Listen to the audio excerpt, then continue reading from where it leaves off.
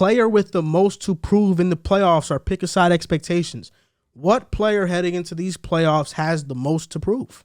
This one, borderline too easy, Demar Derozan, where he's had a whole career of having people look at him and see him as this playoff choker, drops off when he comes into the playoffs. And I don't hold it too much against him. He's going against LeBron, a juggernaut in the Eastern Conference. He's not the only person to run into that wall and not be able to move forward. You can't really hold it against him, but there are going to be expectations on his shoulders to perform at that level to propel them. For me, I'm going to go the opposite way. Zach Levine, the guy who's never played in the playoffs. Love it. A guy who's expected to take that next jump. We look at Zach Levine as one of the most talented scorers in the NBA. We look at him as a guy that we expect him with the level of skill he has and talent should be in that conversation with Devin Booker, with Donovan Mitchell. No doubt. He has no playoff experience, so we expect this man to come in and definitely prove us wrong. Definitely, if not wrong, prove us something. Prove us right. Definitely prove us right. Or prove that he can be in that upper echelon of guards. So for me, it's Zach Levine easily. Love it. You mentioned I have 4 players. You mentioned DeRozan. Can you just give one? I kind of want to give. Why do you got to go? No, you said 3 and then said 4 titles. All right, we give him one. Because you said DeRozan, and that's why I can't. That's it. You got to pivot. Number 2. Now I have 3. Do you think? Jimmy Butler. Ooh. He choked in the playoffs last season. I believe Jimmy Butler is a bad playoff run away from being shipped out of Miami. Ooh. Number 2 is James Harden. You leave Houston to go to Brooklyn. You leave Brooklyn midway. You join Philly, and you haven't looked good since the first 4 games you joined Philly. And they got you to make a run in the playoffs. If he has to prove that he's still that all-star, superstar caliber player. And my last one is Luka. Got to get out the first round. That's fair enough. And that's all you really have to say. Luka Doncic, we're all expecting him to have that, not let's say, identical playoff run to LeBron did in 07, but we're starting to get out the first. We're starting to hold him to that caliber of being a top 5 player in the NBA every single season from here on out. He needs to get past the first round. 100% agree. Most disappointing player and team award.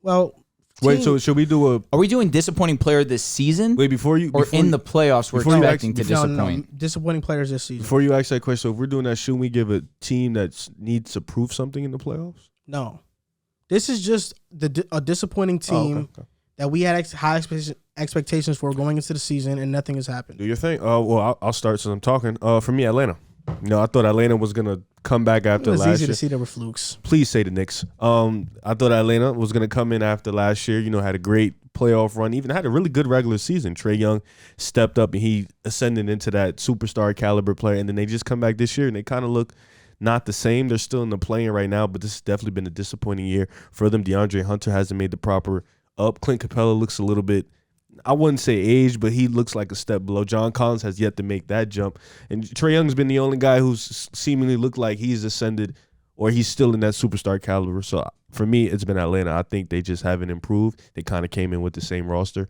and underachieved, but they could still make the playoffs. So you said John Collins was your most disappointing player? No. My most disappointing player would probably be Russell Westbrook.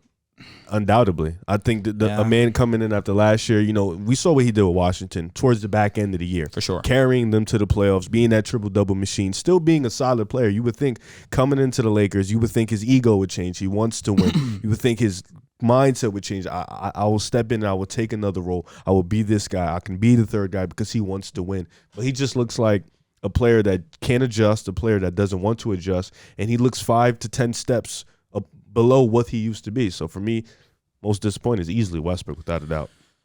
So I'll go my most disappointing team.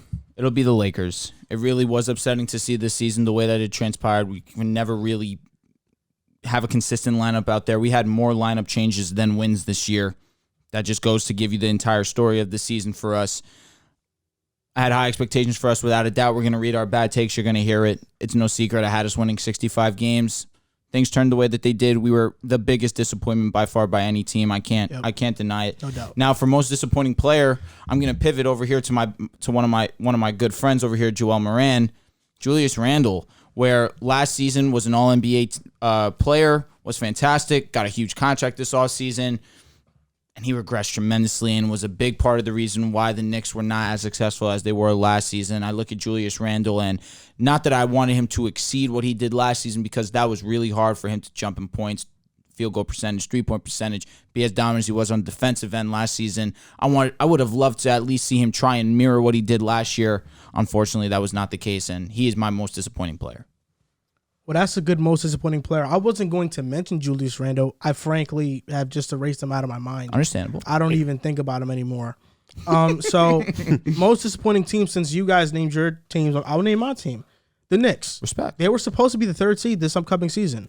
But because of just the Kemba experiment, Tom Thibodeau, and all these other things, they disappointed. Yeah. You know, the Knicks started out so hot to begin the season. 4-1, right? And just had a major downfall.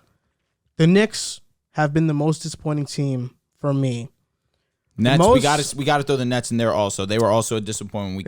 We can't gloss over it. Shady was 1 seed. Yeah. Respectable. Lakers were top 3 when we had a healthy lineup. No, you weren't. We were early in the season. I don't remember that, honestly. But you remember KD, of course. The most disappointing player, I'm going to pivot and not talk about a player who's underperformed. I'm going to talk about players who haven't played. That's Zion Williamson. Ooh. Having not played all season. For me, I was expecting the Pelicans to take that Memphis, Minnesota type jump this season, but because Zion hasn't played all season, they weren't able to do that. Zion missing the season has been disappointing for me. Ben Simmons not playing the entire season has been disappointing for me. But if you want to go off a player who's played, it's James Harden.